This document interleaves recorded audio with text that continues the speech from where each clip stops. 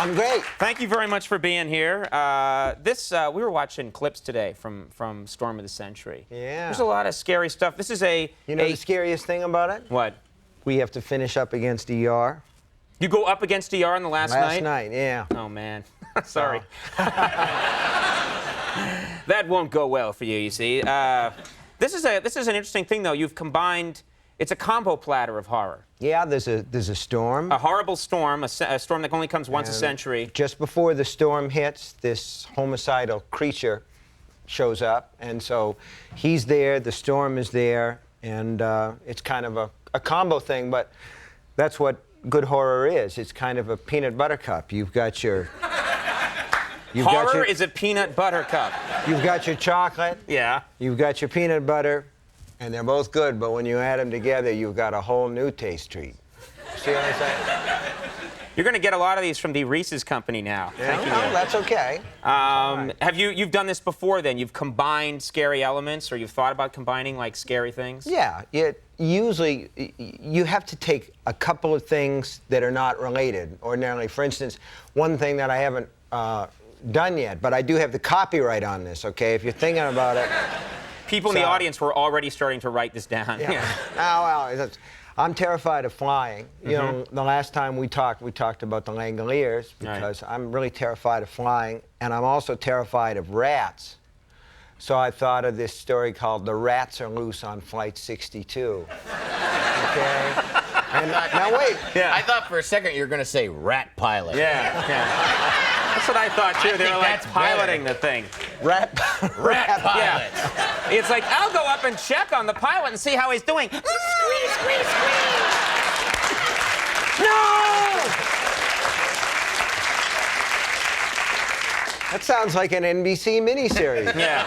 Ladies and gentlemen, tonight, part 1, rat pilot. Rat pilot. Yeah. So wait, you have... How many rats? Just a couple of rats are loose on a plane? No, I didn't think so. Got to be a lot. My idea is, okay, the flight from New York to London. You always get to this halfway point. I love that.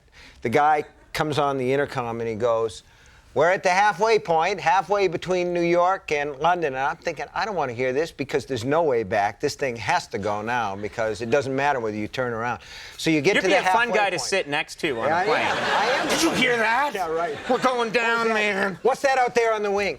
So the stewardess, we get to the halfway point. Right. The stewardess opens the overhead bin to adjust something, and this rat falls out onto her face and starts to claw and bite, you know. Right. And then they're boiling out of the heads and they're coming out of the... You understand what I'm saying, you know? But look, rats everywhere. Now, but wait.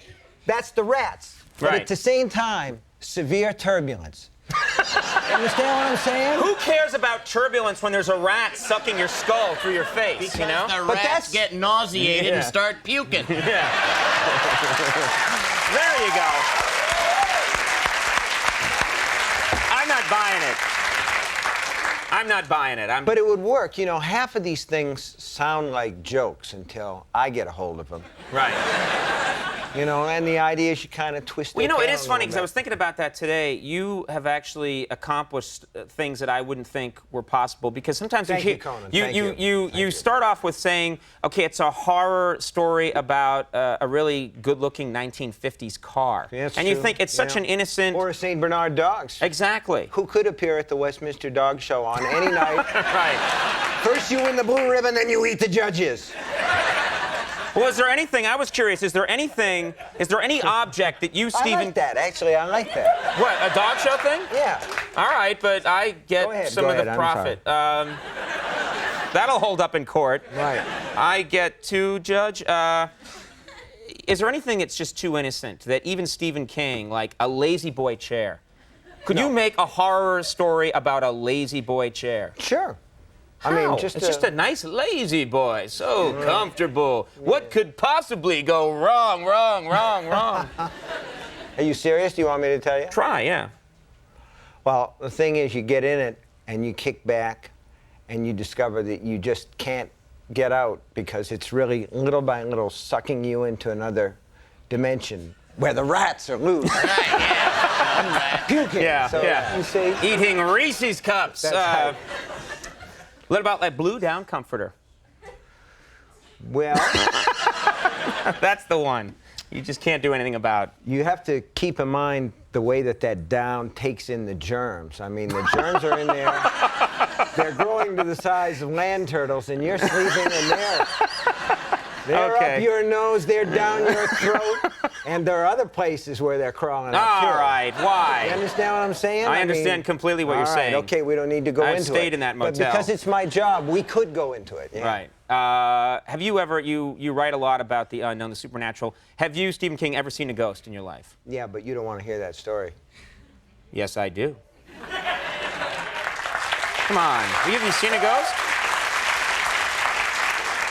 But I'm not sure anybody would believe anything that I have to say on the subject. It would be like David Duchovny saying, I saw a flying saucer. You know? Right. If I were David Duchovny and saw a flying saucer, I'd just shut the hell up about it. But since you ask, I will tell you this story. I was at a fundraiser, political fundraiser, and there was a room upstairs where somebody took and put the coats on the bed. And my wife and I got ready to leave, and I went upstairs to get the coats. It was wintertime. And by then, there was a huge pile of coats. And I'm going through these coats. And I'm looking for my wife's. And I'm bent down like this. I wear these glasses. And over the tops of my glasses, I see this guy in the corner. He's wearing a blue suit. He's bald. He's got kind of that tan, bald head, you know, that look going for him. Couple of freckles on the head. Yeah, that's right. And you saw him too, huh? Yeah. So I get the idea that this man is thinking, I'm going through these coats looking for wallets or whatever. And so I raised my head to say, gee, it's sure hard to find your wife's coat, isn't it? And there was nobody there. He just left the room. No, I saw him the whole time until I raised my head, and then there was just nobody there. And that's the whole story. What a crappy ghost. He just looks at coats. He was not a Stephen King ghost at all. Yeah. Someday, they say, if the pile of coats gets real high, the old man appears and looks at them, and then he's gone. It doesn't really fly, does it? But you asked me for it. Do you, I've heard that you don't like the number 13. You really don't. I have got a thing about 13, and it's called Triscodiscophobia.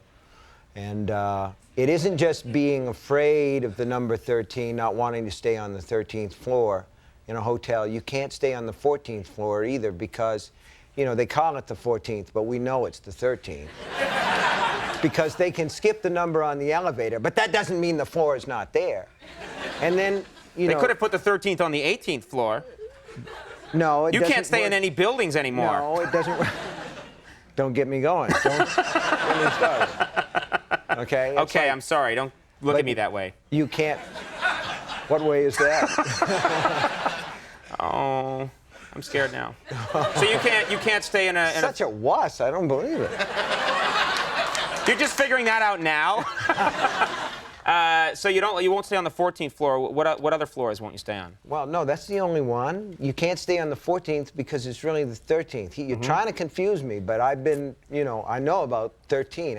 You can't stop on page 247 in a book because if you add up those numbers, you come up with 13. You see? Wait a minute. And you can say to yourself... Yes, you do. Yes, that's right. Wow. 238, it's the same thing. You understand what I mean? The two bad numbers, as far as I'm concerned, are like 139, because that starts with a 13, and the three numbers add up to 13. And the absolute worst is 131. And I don't think I need to explain that, do I? I want you to, but now I'm scared. Time is short. Yeah. Mm. So you have to actually think about all this stuff before you travel, right? No, after a certain number of years of obsession, it's simply there. Right.